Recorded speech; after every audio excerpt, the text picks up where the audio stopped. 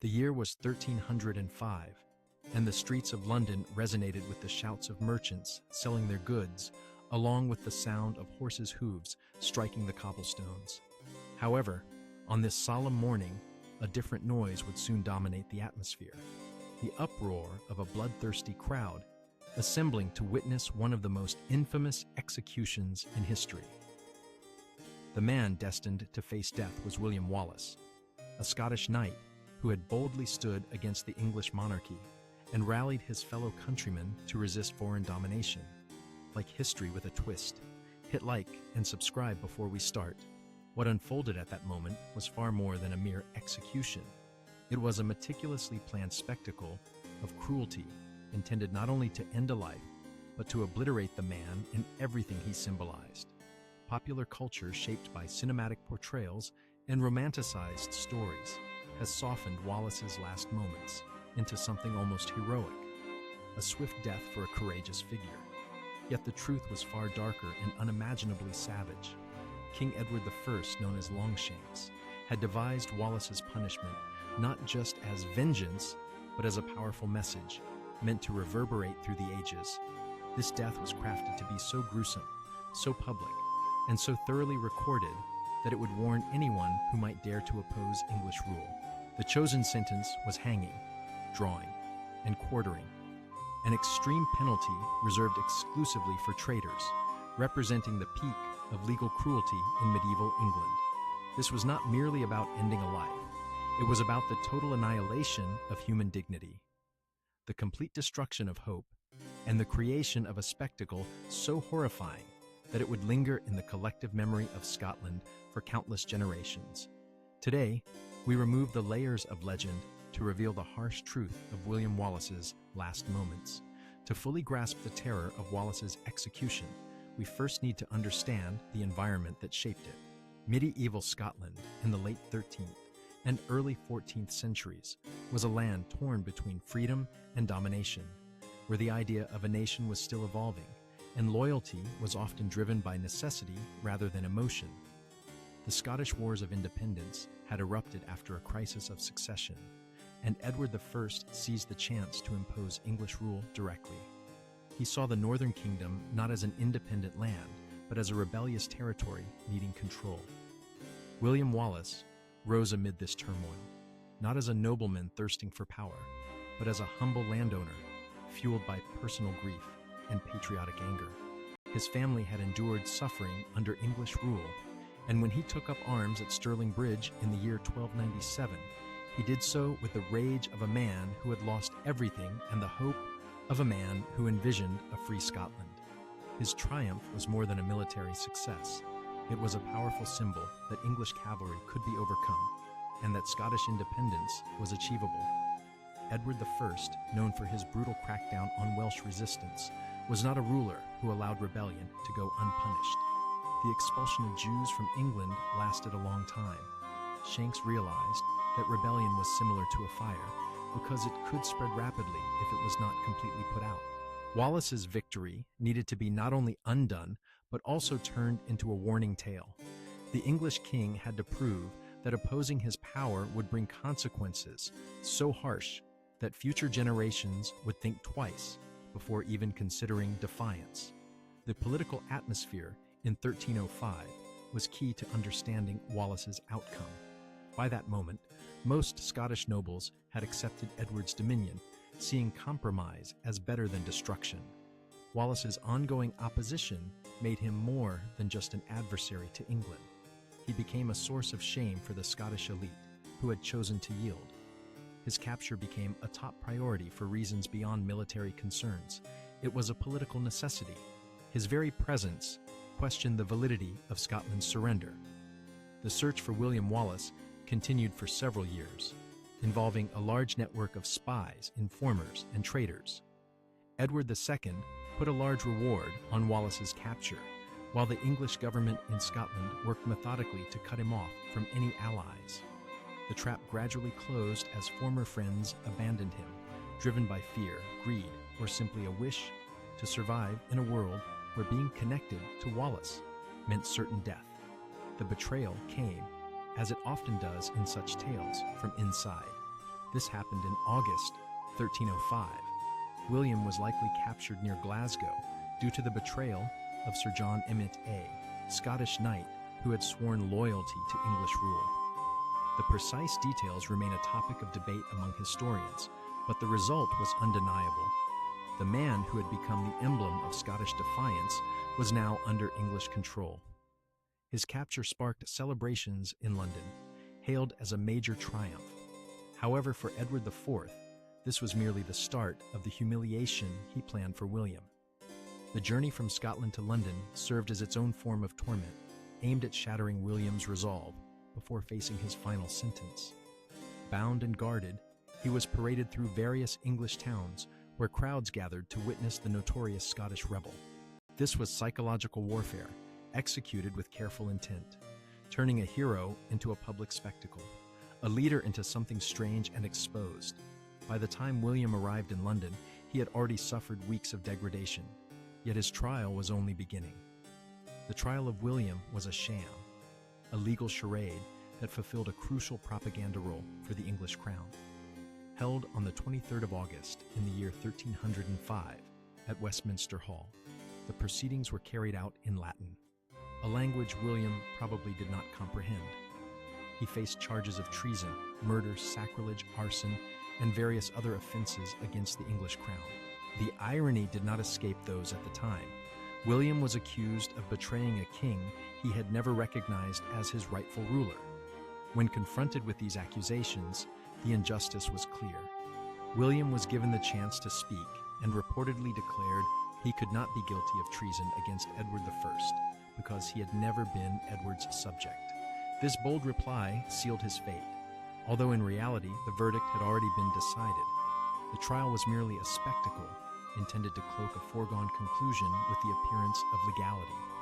All judges had been appointed by Edward I and had no plans to show leniency to the man who had become the icon of Scottish defiance. The accusations brought against William were carefully constructed to justify the harshness of his sentence. Treason was the gravest crime, punishable by the full terror of hanging, drawing, and quartering. Additional charges of murder and sacrilege relating to his attacks on English soldiers and priests aimed to depict him as a criminal rather than a noble fighter. The English legal system had been turned into a tool of state intimidation, with William set to be its most prominent casualty. The sentence was delivered with solemn ceremony.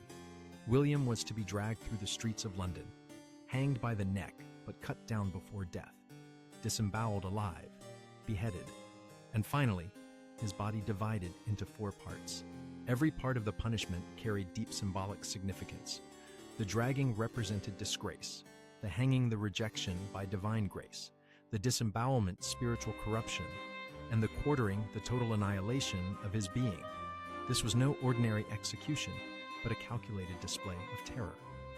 The morning of August 23rd, 1305, broke clear and warm over London. The city had been readying itself for this event for several days, with platforms erected and crowds assembling from all over England to watch the death of the Scottish insurgent. The authorities had transformed Wallace's execution into a public occasion, complete with vendors offering food and drinks to the gathered multitude. This was not merely about justice, but also served as entertainment, a stark demonstration of the English crown's authority, and a warning of the consequences awaiting anyone who dared oppose it. Wallace was first undressed and tied to a hurdle, a wooden frame designed to be dragged through the streets of London. The route was precisely planned to increase both the humiliation and the spectacle.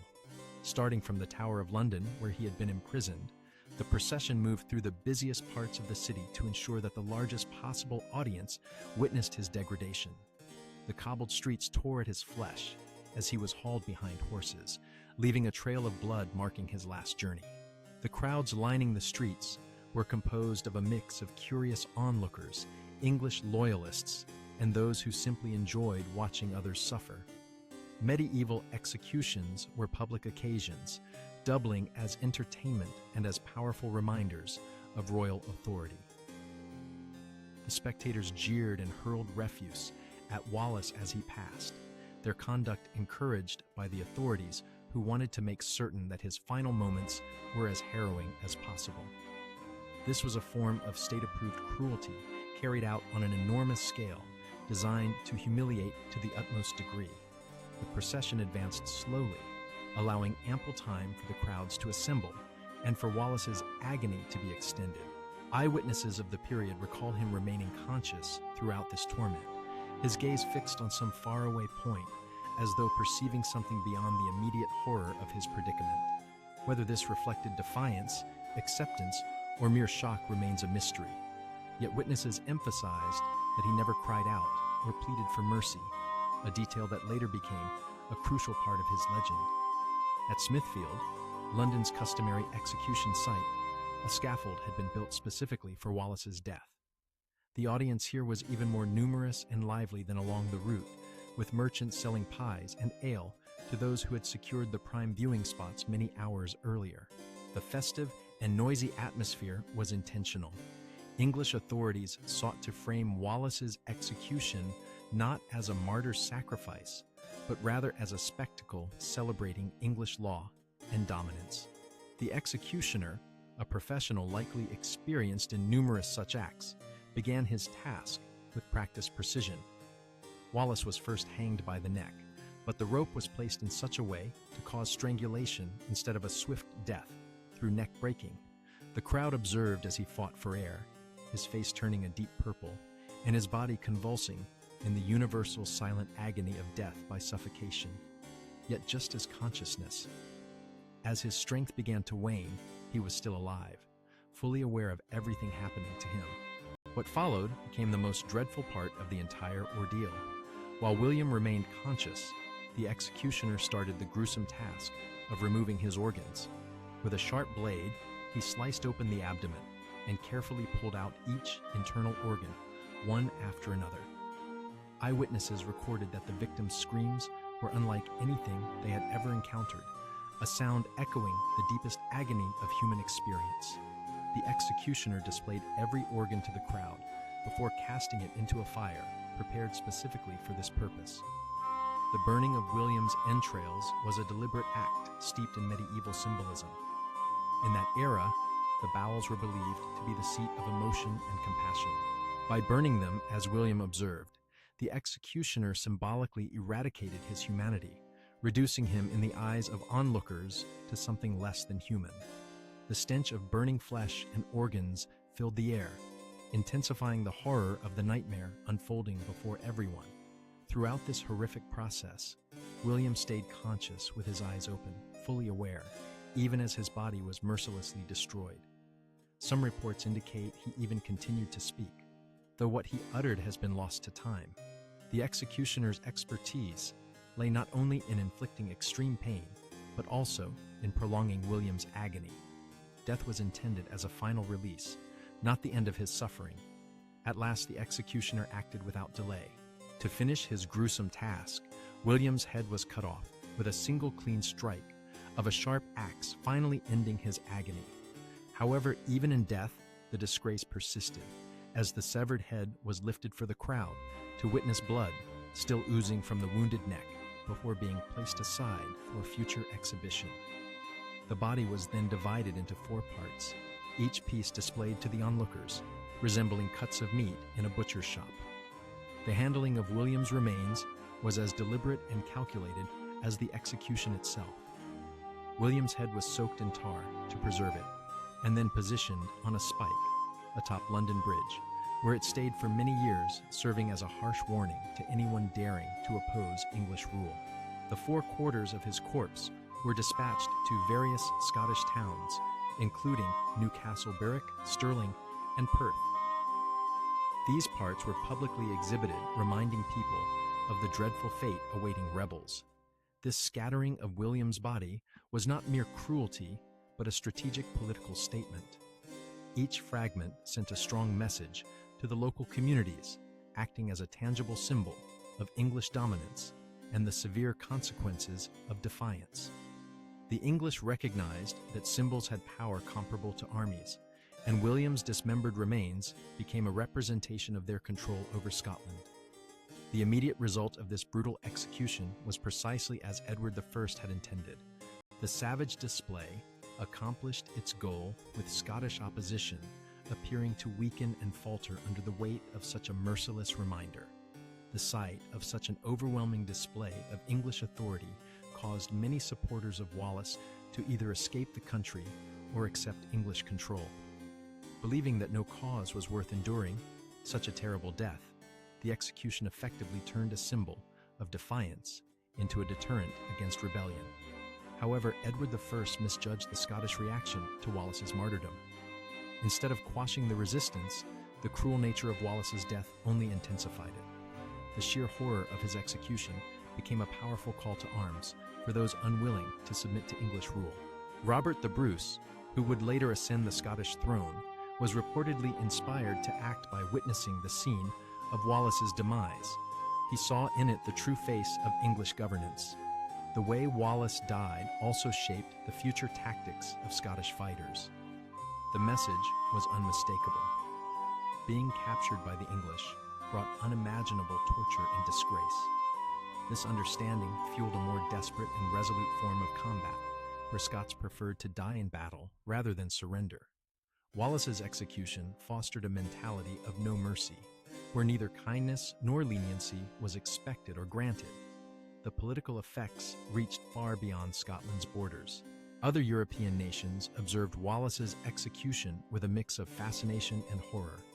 They recognized it as a stark example of English cruelty, a method that could be employed against them as well. The severity of the execution left a lasting impression on the continent, showing the extreme lengths the English would go to maintain their dominance. Wallace became a key part of England's image, contributing to a sense of isolation that would later create challenges for English foreign relations. Edward I's display of power was clearly communicated, but so was the message of harshness. The historical records of Wallace's execution are abundant, sourced from numerous contemporary accounts that offer a remarkably thorough description of the event. The Llanos Chronicle, compiled by English monks, details the execution with a clinical precision, noting the crowd's reactions and the prolonged suffering Wallace endured. Although these accounts carry an English bias, they provide important insights into medieval views on justice and punishment. Scottish sources, though fewer, present an alternative narrative of the execution. The Chronicle of John of Foran depicts Wallace as a heroic figure who met his death with dignity and bravery, highlighting his refusal to plead for mercy or abandon his cause. While these stories may be somewhat idealized, they reflect the profound effect Wallace's death had on Scottish identity, turning a military loss into a moral triumph. The legal documentation surrounding Wallace's trial and execution offers perhaps the most impartial record of the proceedings. Preserved within English National Archives, these documents reveal the meticulous preparation involved in both the trial and the execution. Every aspect was recorded, from the accusations against Wallace to the management of his remains.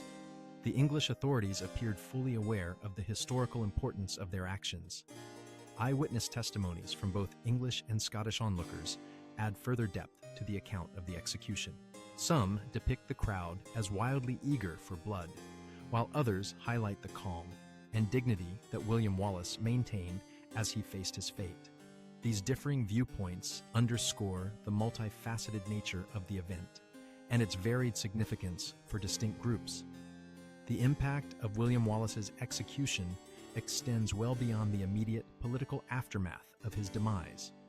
Over the following centuries, his narrative evolved into a core legend of Scottish nationalism, motivating countless Scots to oppose foreign rule. The sheer cruelty of his death transformed him from a defeated insurgent into an enduring emblem of sacrifice and defiance. This symbolism grew stronger after his passing than it had been during his lifetime. Furthermore, the execution had repercussions for the advancement of international law and human rights theory. Later jurists cited Wallace's harsh treatment as an example of judicial cruelty, breaching essential standards of human respect. The idea that even enemies within the state deserved basic humane treatment began gaining traction, partly in response to such extremes.